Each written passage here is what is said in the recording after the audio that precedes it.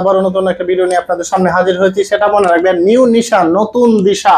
New নিশান যদি দেখে বাক্যের সাবজেক্ট হয় তাহলে ভার্ব হবে সিঙ্গুলার। এখানে নিউ নিশান দ্বারা বাক্যের কি বোঝানো হয়েছে?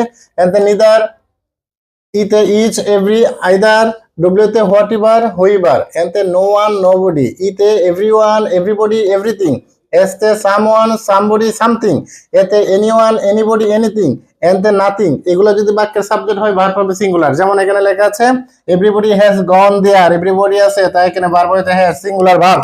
ঠিক তেমনি ভাবে এভরিথিং ইজ পসিবল, সবকিছু সম্ভব।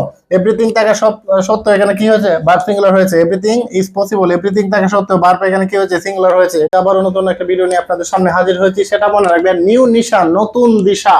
নিউ নিশান যদি দেখে বাক্যের সাবজেক্ট হয় তাহলে ভার্ব হবে সিঙ্গুলার। এখানে নিউ নিশান দ্বারা বাক্যের কি বোঝানো হয়েছে?